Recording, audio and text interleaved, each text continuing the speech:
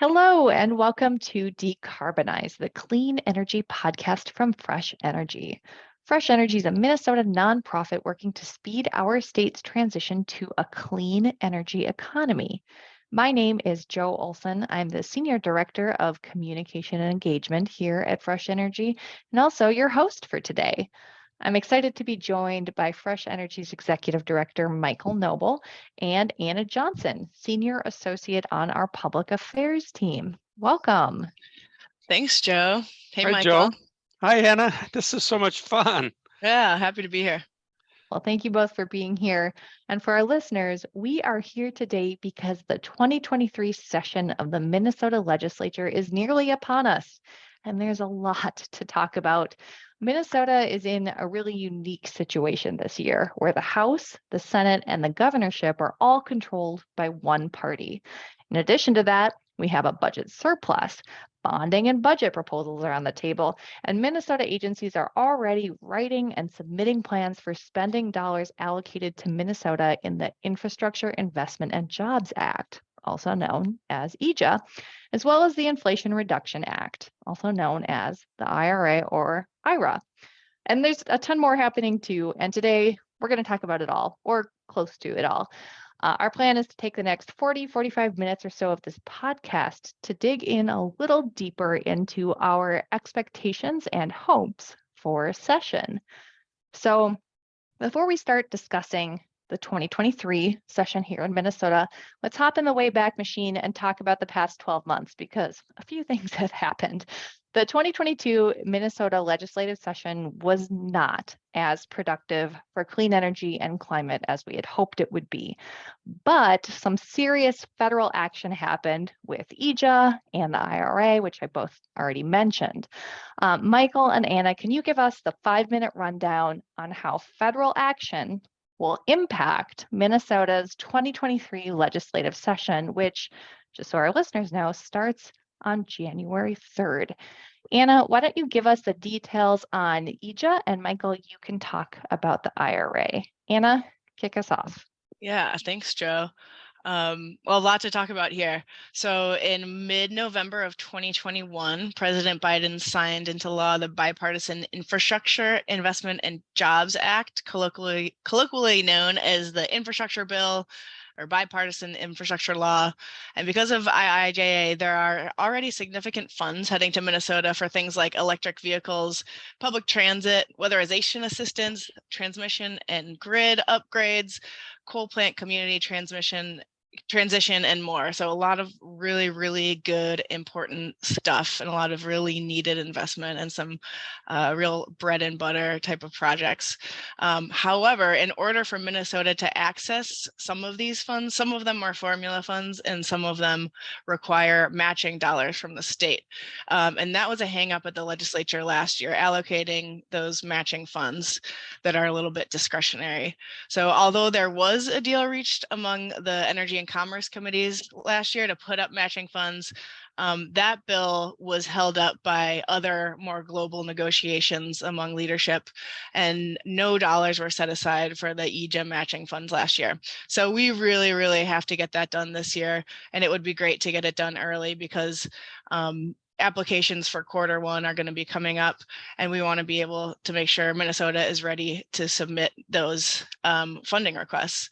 And Minnesota agencies are already building and submitting their plans. And so far, Fresh Energy has engaged in state plans for the Weatherization Assistance Program funds, National Electric Vehicle Infrastructure Formula Program, also known as NEVI, and more plans underway now. So strategic, equitable, and effective state plans are a really critical step in securing federal funding, and Fresh Energy is committed to ensuring Minnesota maximizes the opportunities presented by federal investments. And surplus dollars, which are at a historic high right now, could hugely help with required matching funds. And Minnesota legislature will just really need to move on this before we lose out. This is one of our very top priorities for the legislative session this year. Thank you, Anna. And Michael, do you want to talk about the IRA? Sure. You know, the Inflation Reduction Act, I think, was a silly name. It was chosen more for politics than any description of what was in the bill. But everybody say it's the largest climate bill in American political history. It always cites the number $369 billion of spending. But $369 billion was just the estimate from the Congressional Budget Office, how much money would go out. But 2/3 of all the programs are really programs where you're entitled to get the money if you do the thing. You put in the heat pump, you get the money. You buy the particular electric car, you get the money. You put up the solar farm, you get the money. Put up the wind farm, you get the money. And Credit Suisse did an analysis that they thought the actual spending over 10 years would probably be closer to 800 billion, more than double what the Congress estimated. And of course, private investment is being leveraged. So there'd be another $1 trillion. So I think of Inflation Reduction Act as $1.8 trillion of investment in the right stuff over a decade. And that's enough to really completely transform the American economy. So not doing too much over the top, but this is not just the climate bill. This is the jobs and labor bill. This is the manufacturing Bring Manufacturing Home bill. This is industrial policy, trade policy. This is a transformative moment in American economic history to center our economy around the industries of the future that solve the climate problem. And I couldn't be happier and prouder of President Biden and our own United States Senator Tina Smith. And I want to say one unfortunate thing is that no Republican in the United States Congress voted for this bill, a signifier of how much more partisan these issues are than Fresh Energy thinks they need to be. And, the bill will forever be associated with Senator Joe Manchin, a coal state coal baron in a state with Donald Trump won by 40 points. He helped put the bill together.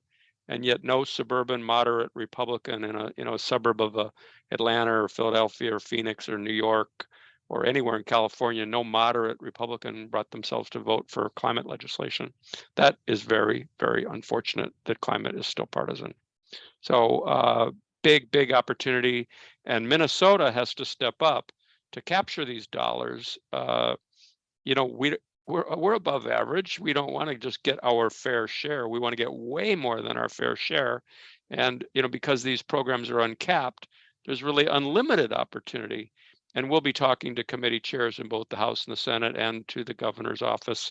We're already talking to the governor's office about how Minnesota can maximize this historic opportunity to leverage the federal IRA dollars by having the state be really, really well prepared and incentivizing the things that need to be incentivized. Thank you, Michael. Well put. And Anna, very helpful. Thank you. So let's talk about the makeup of the Minnesota Legislature this year. Have committee chairs been assigned yet? And if so, what are the implications there? Is there anything we are especially excited about? Michael, why don't you kick us off on this question? Well, how about if I start with the leadership in the House? The Speaker of the House is a former Energy Committee Chair, Melissa Hortman, and now the Majority Leader in the House is a former Energy Committee Chair, Jamie Long. The committee that he had jurisdiction in last year was called the Climate and Energy Policy and Finance Committee. And now that's going to be chaired by Minnetonka legislator Patty Acom, a climate hawk and a passionate supporter of fresh energy, was actually at our benefit breakfast this year. And Athena Hollins, who carried a fresh energy bill, is the assistant majority leader working with Representative Long. So all four energy leaders, Hortman, Long, Hollins, and Acom, are all very close to fresh energy and super passionate about taking on the climate challenge at the speed and scale of what's required. So I'm super excited about that. Over in the Senate, Carrie Dietzek from Northeast Minneapolis is the new majority leader, and she's been a champion, clean energy and climate champion. She hasn't served on the committee and hasn't been necessarily a go-to vote for debate or for carrying bills, but she's always been with us on clean energy and climate. And the Minnesota Senate elected the first African American to be the president of the Senate. Bobby Joe Champion from North Minneapolis is the president of the Senate, and longtime friend, climate hawk, and former Energy Committee Chair John Marty is now the chair of the Finance Committee, and longtime friend Ann Rest, who carried a carbon tax back in the 1990s for Fresh Energy. She was the House Committee Chair almost 20 years ago. She's now going to chair the Tax Committee in the Minnesota Senate. And Nick Frentz of North Mankato has been the longtime chief author of the 100% Clean Electricity Standard, and now he chairs the Committee on Energy. So we have friends in all the important spots. Yeah, it's a really exciting moment. And also, I think just reflects the, more and more people, legislators are running their campaigns and including climate and energy as part of their platforms and something that they really care about. So it's great to see folks who are interested in climate and energy more and more being elected to the legislature, and then also to see friends who prioritize this in leadership positions. We're really excited to work with everybody. I'll also jump in. There's a lot of firsts and kind of historic moments as part of the makeup of this legislature. In addition to the first Black Senate president, Bobby Joe Champion, in the House, the first Black woman minority leader, Lisa Damuth, is also in that position for the first time, which is fantastic to see. Also, in 164 years of Minnesota statehood, there has never been a Black woman senator. And Minnesotans elected not only the first, but the first, second, and third Black female senator. So that's pretty exciting too. In the House, also, there is a first ever openly transgender member, which is great to see, and great to see just broader representation among the legislature overall. And I know there's a lot of firsts, a lot of historic moments happening right now, so I'm sure I overlooked a couple, but those are some of the highlights.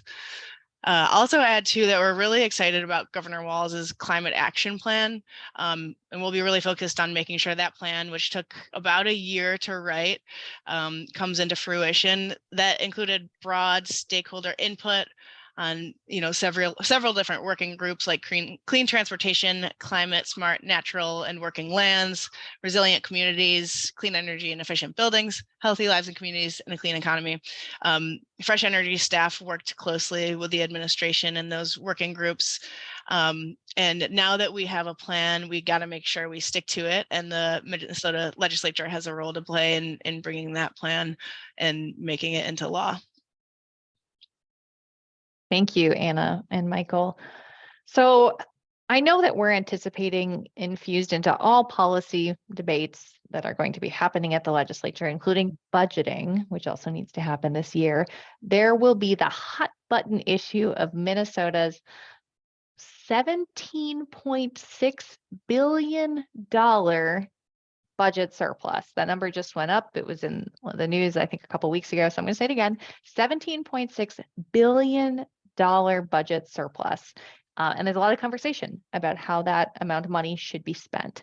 Michael, can you talk a bit about some of the larger themes that we just went over and how they'll play into 2023 and how you anticipate they will affect progress on clean energy and climate legislation, or all legislation for that matter? Well, the big picture is now is our time, and rarely do you get a moment in history with the opportunity that we have right now. So one of our former board members said the thing about Fresh Energy is they're always ready, and they just don't know exactly when is their time. And nobody predicted that we would be in a legislative season with clean energy champions in all the important leadership roles. So that's my top message, is we have to get there's a lot of pressure on Fresh Energy and a lot of attention on our friends, our allies, and our leaders in the legislature and the governor to actually deliver now on all this pent up demand for policy that has been pushed aside and pushed aside and pushed aside. On the money thing, our history hasn't primarily been trying to influence budgets. We've focused more on policies, but this one-time money, and when I say one-time, I think approximately a third of the budget surplus is a structural surplus that the legislators could spend on an ongoing basis going forward. But approximately 2/3 of the surplus is one-time money that can be spent once and then it's gone. And I would just argue, and I am arguing, and we will be making our case, that because of this incredible opportunity of the Inflation Reduction Act and the bipartisan infrastructure bill, we don't need to do the minimum amount in order to get the federal resources. We need to do the maximum amount to make Minnesota kind of a keystone state for the clean energy economy. So the combination of having friends in all the right places, having the incredible budget surplus, and having these two major sweeping federal policies shaping America's economic future and Minnesota's economic future, I hope that the legislators will be bold and the governor will be bold. Thank Well you, said, Michael. And I'm assuming that all of you working at the legislature this year will be reminding them that we are expecting them to be bold and that all Minnesotans are expecting that of them. So let's unpack now some of Fresh Energy's legislative priorities. It's still very early days to be talking about legislative priorities, so we're not going to go too super deep. But let's start with the 100% clean electricity bill, which, side note for our listeners, Fresh Energy's staff member Alan Gleckner was actually recently interviewed about the 100% bill on NPR. So fun tidbit there. He always hates being on the radio, so I love when we get a call from NPR for him because I like making him uncomfortable. Anna, tell us, what should our listeners know about 100% and its prospects this year? Yeah, great question. Thanks, Joe. Well, this is a flagship priority for Fresh Energy this legislative session. It's a really important bill and sets the tone and the pace for economy-wide decarbonization. So this is not the first time we've taken a swing at this. So back in 2019, Governor Walz proposed a 100% carbon-free electricity standard by 2050. That bill was voted on and passed by the House at that time, but it was not adopted by the Senate. In 2021, so 2 years of climate science and research and development and deployment of clean electricity, the governor proposed a 100% clean electricity standard, this time by 2040 rather than 2050. And again, this bill was voted on and passed by the House, but was not taken up and passed by the Senate. So this year, we're working off of the bill that was passed in 2021, the 100% by 2040. And both the energy and climate chairs in the House and the Senate have named that the 100% bill is a priority for this session. I think some of the details are still being worked out between each body and the governor and among stakeholders. But it's a priority for, broadly across the legislature and the governor, and it is for us too. And we're in coalition with several other organizations. The 100% campaign is a really broad and deep coalition with lots of, nonprofits and labor and other folks in the mix. So we have high hopes. Nothing is guaranteed, of course, and there's slim margins, but we're going to be working hard to make sure that gets across the finish line. So I would be a fool to predict that it will become law, but I will say right now that I expect that it should become law, that Democrats campaigned on this, and now Democrats are in charge, and so they should do what they say they will do. And this one decision would be the largest policy victory that Fresh Energy has ever achieved. To have a law in Minnesota, signed by Governor Walz, that everyone who sells electricity in our state, just 17 years from now, has to supply that electricity without any pollution, would be a big deal, because it sets the bar, it sets the standard, it drives innovation, it drives down cost, it creates very high-paying jobs, it engages local communities in hosting wind farms, solar farms, battery farms, transmission lines. It's going to bring all the innovation that we need, and Minnesota will regain its lost position as a national leader on climate and clean energy, if this bill does become law this year. Well, I'm curious about this. So, we often say Minnesota is going to lead from the north on clean energy and climate, but off the top of your heads, do the two of you know, do any other states have a 100% clean electricity standard in place? Yes, we actually just were on the phone yesterday with Clean Energy States Alliance, a coalition of states that are tracking the states that have done it. And I believe that if you take all the states that have passed binding laws and a few states that have passed goals that I call them try very, very hard planning goals, and a couple states that have executive orders that say they should do it, and legislation from Washington, D.C., which some people argue should be a state, and Puerto Rico, with some people also argue should be a state. If you take all of those initiatives, there are 23 states, or should be states, that have policies of 100%. And that represents over half, 51% of Americans are getting their electricity in states. So we're a laggard now. We're not a leader, we're a laggard. Represents about 45% of all the electricity meters in America, all the households and businesses buying electricity. It's nearly half. So the fact that Minnesota hasn't done this is actually a bit of an embarrassment, because we always brag that we're a leader, and we always, the Garrison Keillor line, everybody's above average, but we're behind the curve and not above average. We're either at average or below average. So this opportunity is for us to pass a very, very strong, very clear bill with equity and justice provisions included. And I don't ever want to diss our utilities. Minnesota Power, for example, was 95% coal when we passed the first renewable electricity standard, the 25% renewable electricity standard that passed in 2007. Minnesota Power was 95% coal.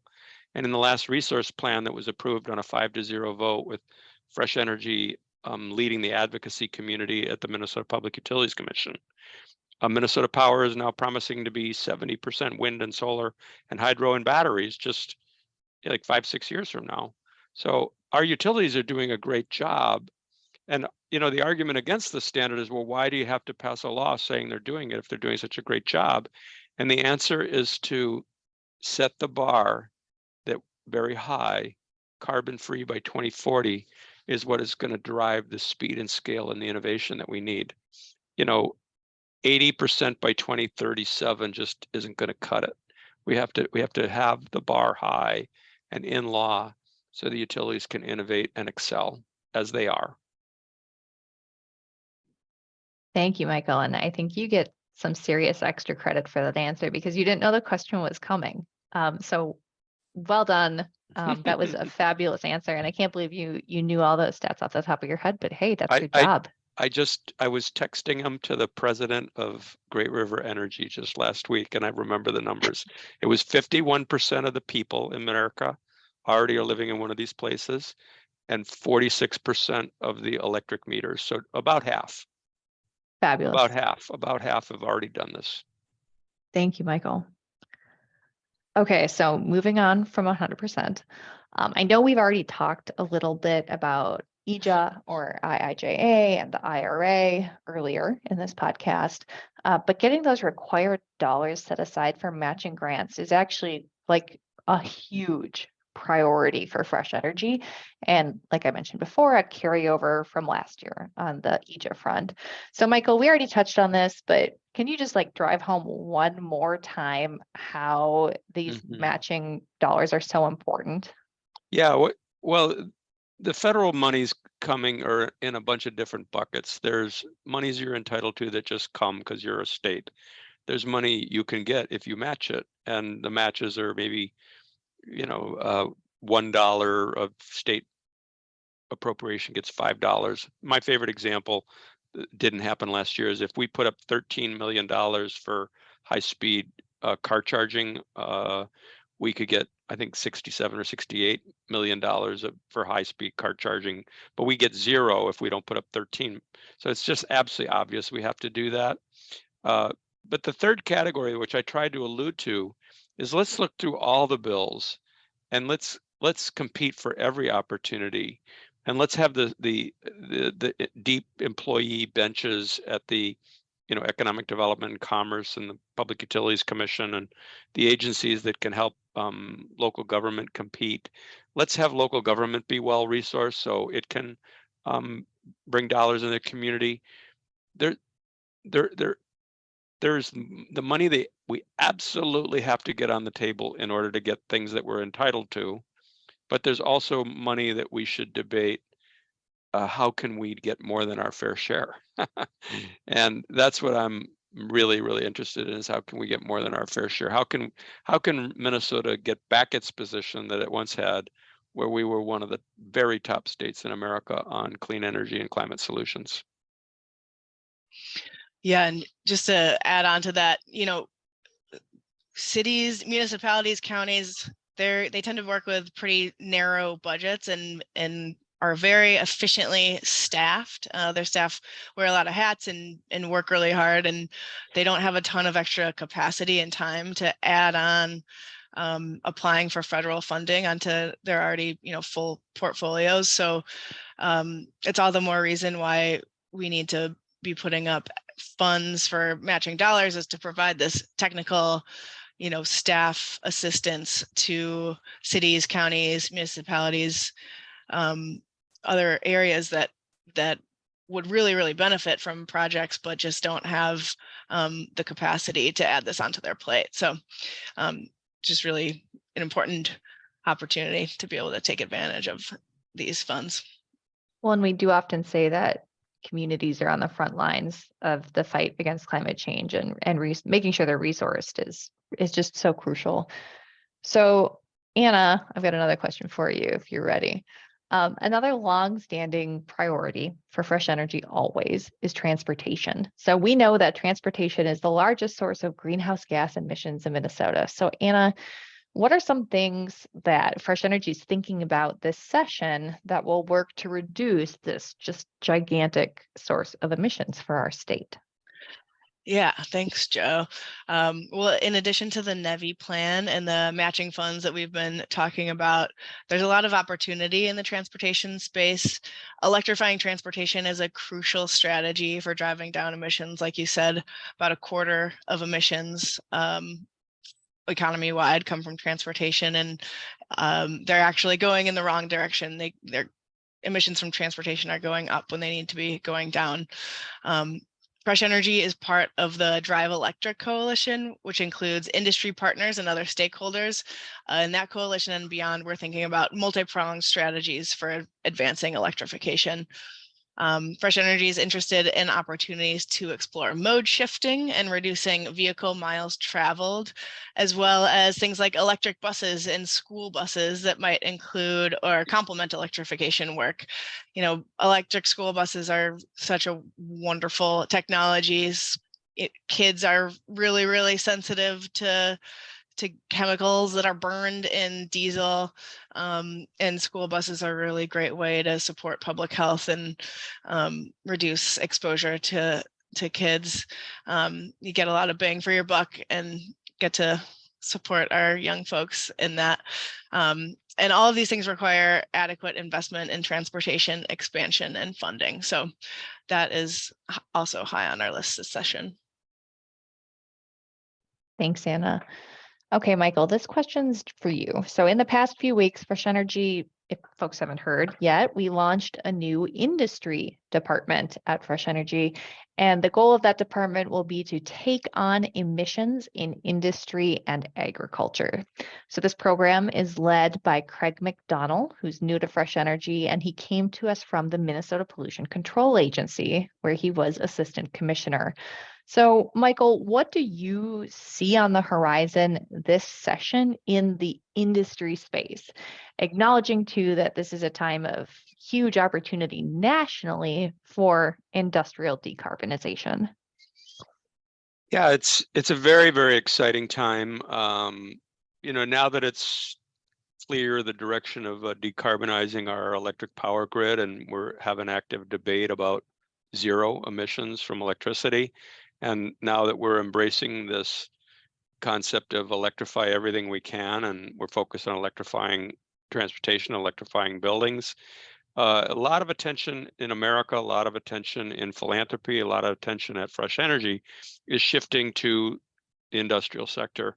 And a lot of people call this the hard to mitigate sector or emissions hard to reduce. And I really don't like that language because this is the incredible opportunity for innovation sector. And industrial customers, people who buy from industry, are asking for carbon-free steel. The United Nations has a program that's aggregating federal governments, national governments, local governments, and major global corporations to make pledges to buy carbon-free steel or carbon-free cement or carbon-free aluminum. Some fraction of their supply chain would drive this innovation. And so there's a race to the top, not a race to the bottom. And so Fresh Energy now has a program, and hopefully soon we'll have 2 people in the program and grow it from there. But the very, very first thing we're going to work on maybe is some legislative language on buy clean that was passed the House of Representatives last year and did not get a hearing in the Minnesota Senate, but it's quite popular among unlikely allies. The large industrial labor unions really liked the idea that Minnesota would start buying clean, because that they hear the language they hear is buy local and buy from companies I work at. So why can't we set a standard that in the bonding bill in 2030, the steel we buy will be from Minnesota iron ore that is fabricated into steel that's carbon free? Why can't we help jumpstart the industry for carbon free fertilizer?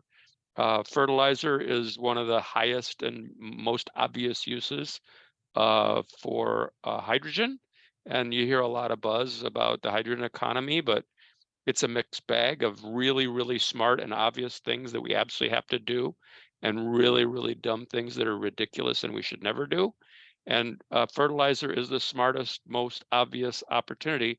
And we're going to be on the ground floor of hydrogen to fertilizer. And Craig McDonald, former assistant commissioner of the Pollution Control Agency, is quite close to the governor and an advisor to the governor, and will bring fabulous contacts that he accrued, both working for the governor when he was a congressman, and working for the Minnesota Department of Agriculture and the Minnesota Department, the Pollution Control Agency. And now he's going to be the industrial decarb guru in Minnesota on Fresh Energy staff. So pretty damn lucky to have this program starting, and we're pretty damn lucky to have Craig McDonald leading it. And if Craig is listening, no pressure.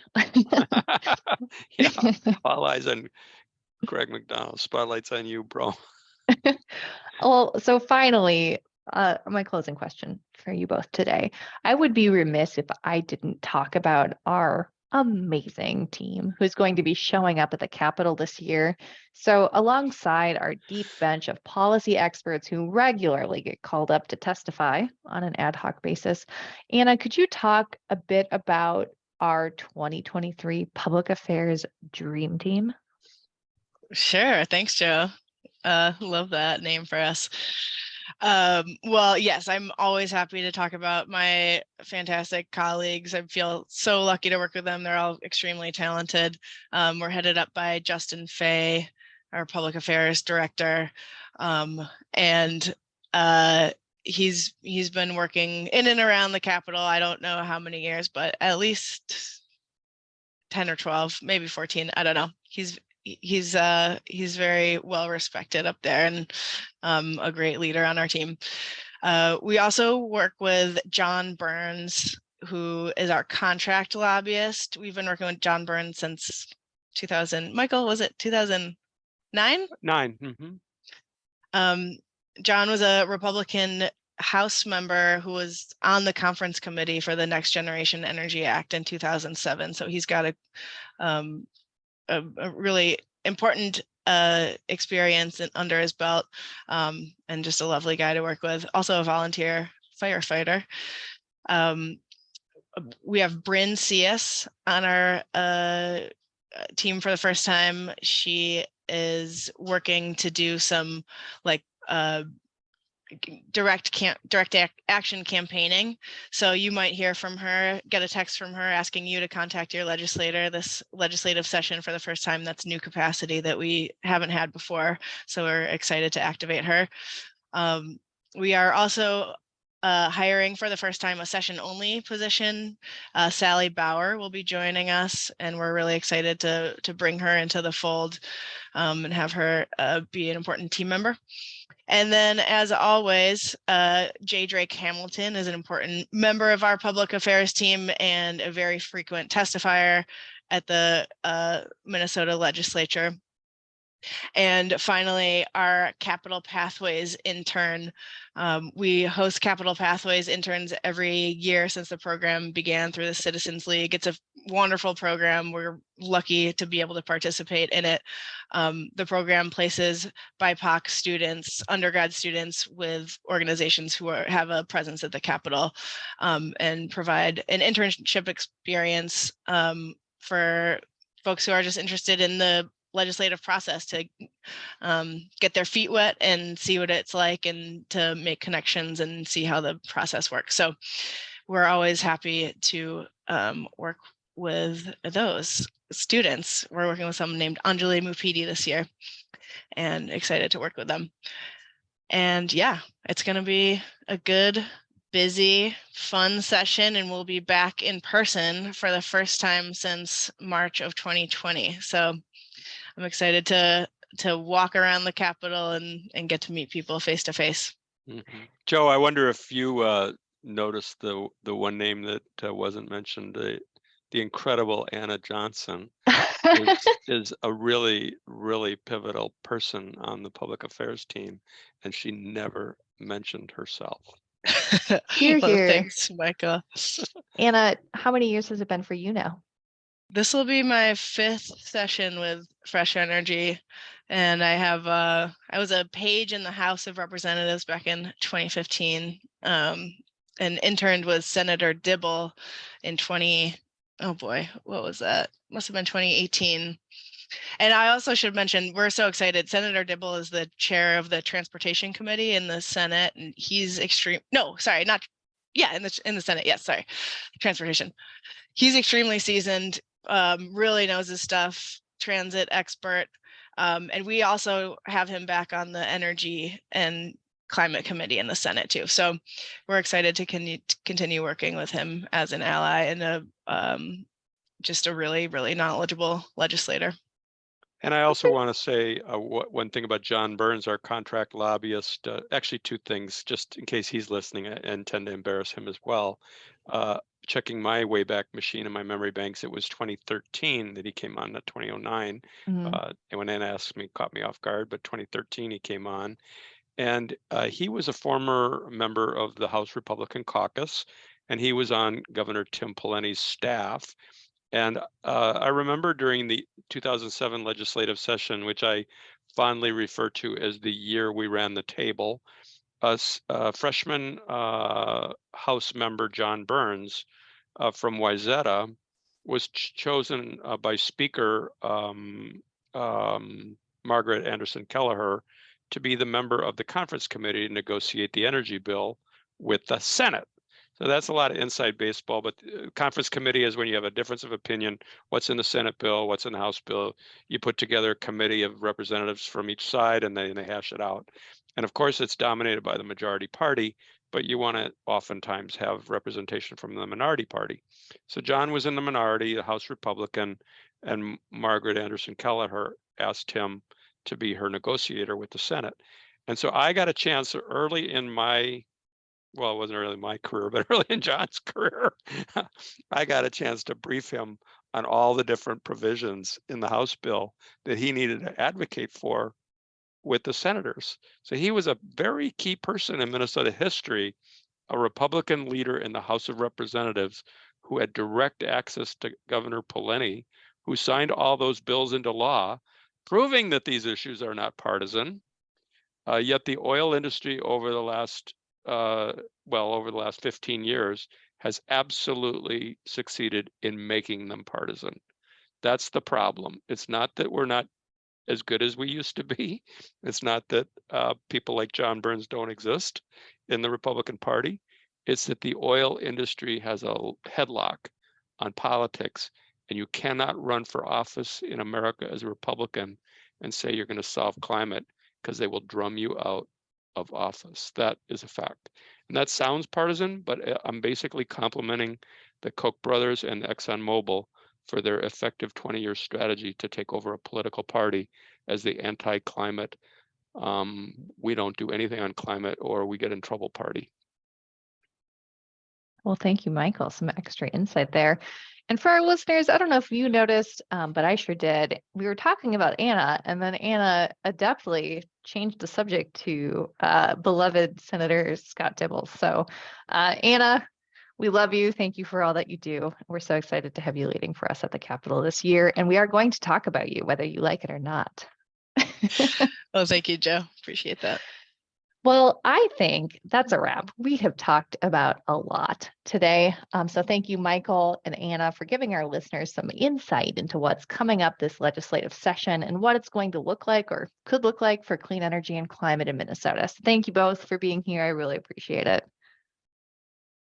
So Thanks, for Joe. our listeners, thanks, Anna. I was paused like, is anyone going to chime in? All right. So our listeners. So awesome. Thank you for having us. Absolutely, Michael. Thanks for being here. For our listeners, you can stay up to date on Fresh Energy's work via our blog at fresh-energy.org or follow us on social media. We have a new blog post up that because listicles are so popular, I think I called it the top 22 accomplishments of 2022. So that's up on our website. It's on the homepage. It's like a quick snapshot of Fresh Energy's year in the rearview mirror of the cool stuff that happened. And then a final reminder that you can support Fresh Energy's work. You can support that top 22 of 2022 and what's coming for 2023 by making a donation today. Visit that website, fresh-energy.org, and click Donate in the upper right corner. Thank you for listening.